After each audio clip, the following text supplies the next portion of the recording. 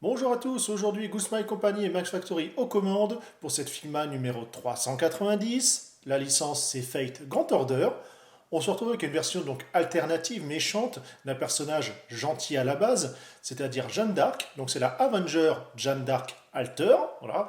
Après ce petit nom à rallonge, on retrouve donc comme ça notre version d'arc méchante. On voit qu'on va avoir deux visages supplémentaires. Bon, bien sûr, l'épée est dégainée ou dans le fourreau, hein, c'est pour ça que la lame est coupée, vous voyez sur la droite. On va avoir un peu le pack d'accessoires par la suite. En tout cas, on voit toujours notre boîte habituelle avec le personnage voilà, directement visible hein, devant la boîte. L'arrière commence à s'en accoutumer, on a différentes poses qui peuvent vous donner des idées pour permettre comme ça voilà, de les reprendre ou simplement vous en inspirer. On voit un peu mieux les visages, mais vous inquiétez pas, on va mieux les voir comme ça dans les détails un petit peu plus ensuite. On voit qu'elle a le porte-étendard qui va effectivement le drapeau enrouler autour pour former vraiment la lance et pouvoir attaquer avec. Et justement, on va passer au déballage parce que, bah oui, c'est un peu ça l'intérêt de la chose. Petit focus, voilà, un aspect très important pour les nouveaux voilà, qui passent sur la chaîne et qui regardent cette vidéo. Les Figma, comme tout ce que je vous présente, sauf qu'à très très exceptionnel, c'est avant tout des figurines de collection. C'est pas un jouet, donc c'est pas pour un enfant.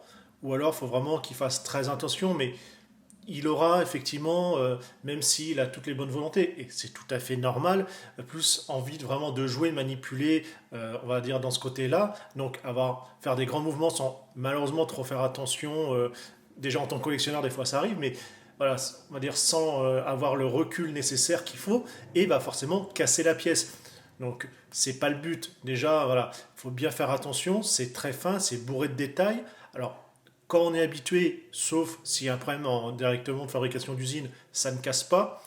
Mais voilà, sachez-le, les Figma, même si on les voit dans beaucoup de magasins depuis pas mal d'années maintenant, c'est, comme tout ce que je vous présente sur la chaîne, de la figurine de collection.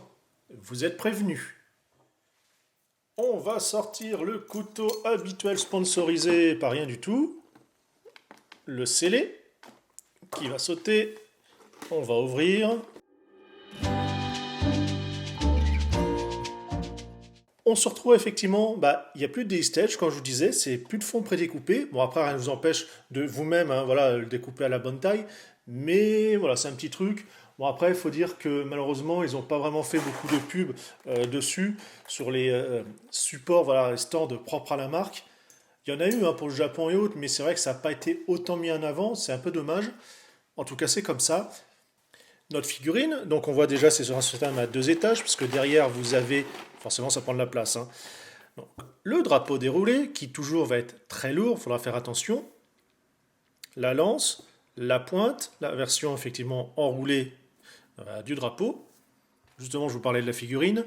On voit ici le fourreau, donc avec l'épée qui va pouvoir aller dedans, ou alors complètement voilà, normalement formé.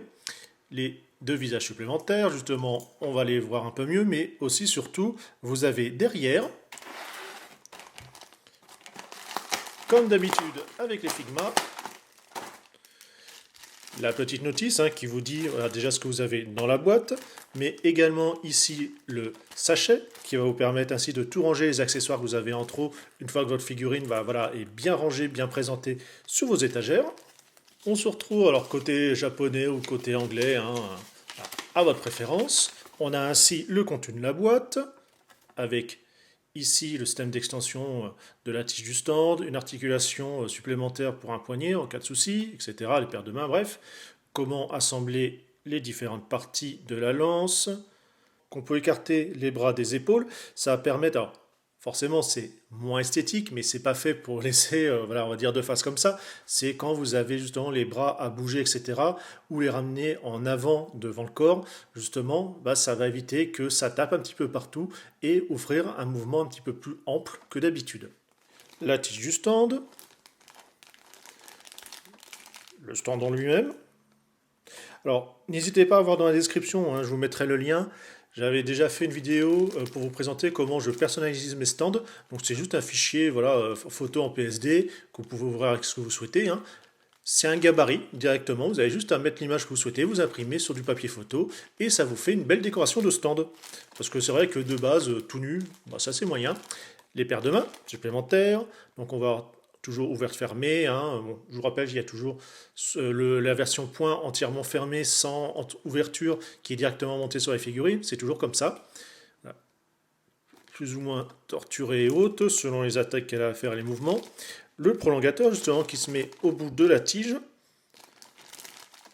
Ça va dépendre effectivement où le trou est positionné et la pose que vous allez donner à la figurine. Et bien sûr ici, l'articulation supplémentaire de secours, comme je vous parlais tout à l'heure.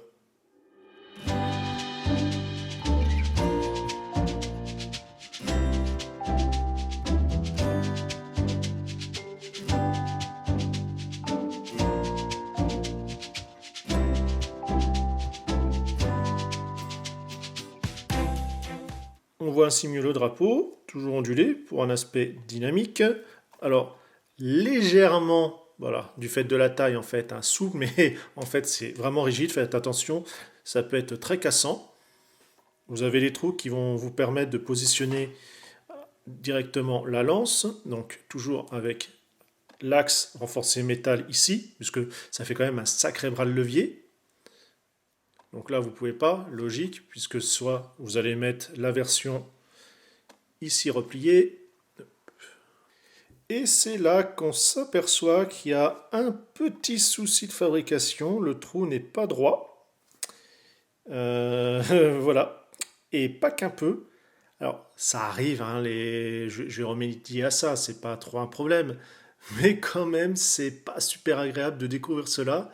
Ici, bon, comme d'habitude, les côtes, c'est complètement secoué, on peut pas aller au bout, trop petit. Donc d'un côté, le trou est pas assez long et trop petit, et de l'autre, il est complètement à la Wallogen. Bon. C'est le jeu, ma pauvre Lucette, hein, comme on dirait. Donc ici, ouais, il n'est pas assez grand, et puis bon là, ça va être même pas la peine. Faites bien attention quand vous montez.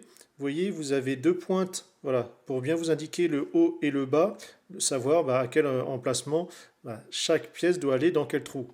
Bon, en tout cas là, on s'en fout. Eh bien, donc pour essayer de mettre la pointe, forcément sur le trop petit, ça passe pas. Et l'autre, ouais, ça passe pas non plus de toute façon. Ils sont pas la bonne taille et en plus ça ferait quelque chose de travers. On va éviter. Voyons voir si le drapeau, lui, entièrement déroulé, est bon. Donc là, oui.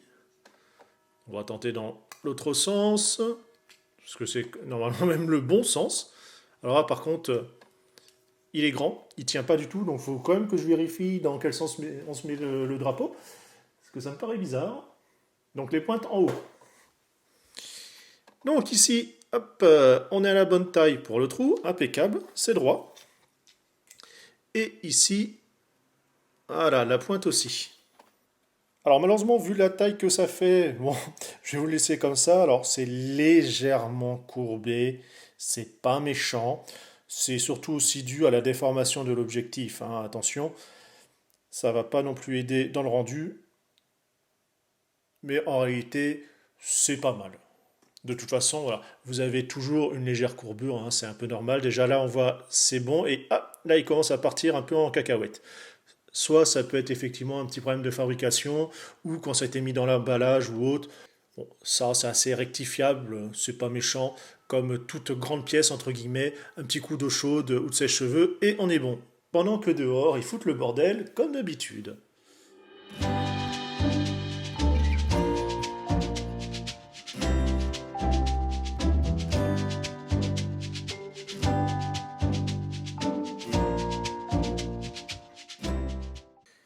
L'épée est vraiment magnifique, avec une garde un petit peu escrime. Ici, voilà, au bout du manche directement, une boule rose, la craquelure ainsi sur la lame avec le rouge champ à l'intérieur.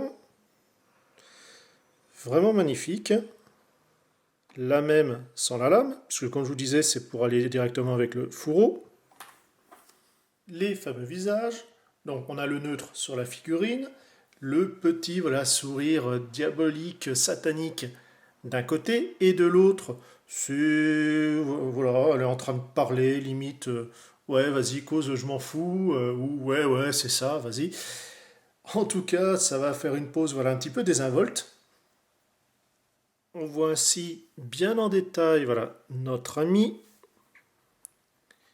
Robe noire avec les bouts comme ça, voilà, rouge champ. Un petit peu déchiré de partout, notamment sur sa robe. Donc, vraiment agressive du fait de la couleur. On va avoir ici, alors faire bien attention parce que vous voyez c'est sur du souple, hein. C'est justement le repose directement du dessus de la main. Voilà, à faire attention bien sûr, voilà, c'est juste une petite languette voilà, directement qui sert de maintien et donc effectivement ça donne un mouvement mais malheureusement bah aussi voilà, dès que vous bougez la main ça va un peu taper dedans ou autre. Bon après vous pouvez un peu tourner au niveau du coude mais c'est pas vraiment le but. On a ici le coude justement la protection qui va tourner, ça permet de cacher l'articulation et puis c'est une armure donc forcément c'est une protection. L'épaule justement quand vous voyez on peut la sortir, ça va permettre d'aller chercher des mouvements en avant et en arrière et ainsi la ranger directement un peu plus à l'intérieur. On a la petite mèche là-haut, on va avoir le casque, plutôt le diadème.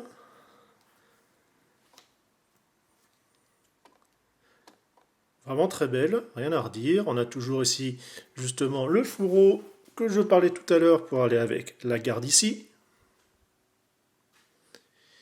Vous avez juste à placer à l'intérieur, comme cela. Donc tout dépend si vous souhaitez avoir l'épée dégainée ou pas directement sur votre figurine.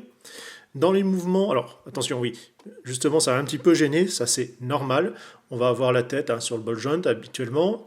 Par contre la base du cou est fixe. Bon, on a vu l'épaule, hein. Ici vous pouvez la sortir un peu plus pour plus de mouvement. Le coude ici, bon avec la protection qui se balade un peu. Comme je vous disais, faire attention ici, le poignet. N'oubliez pas, vous avez une articulation supplémentaire en cas de souci. Là-haut, bon là par contre, au niveau du bassin, à cause de l'armure, c'est entièrement fixe. Vous avez jambes, forcément un peu entravées par la jupe. Ici, ça va un peu plus loin. On va avoir le genou. Ici, pareil, le pied est un peu entravé, partie souple. Donc ça permet quand même d'aller un petit peu plus en forçant un peu. Pas de pointe, attention. Les pans de la jupe ici sont souples. Là, par contre, derrière, un peu plus rigide, du fait d'avoir bien le mouvement. Et vous voyez, en fait, c'est placé sur une articulation ici, qui permet comme ça de bouger un peu plus et de moins entraver.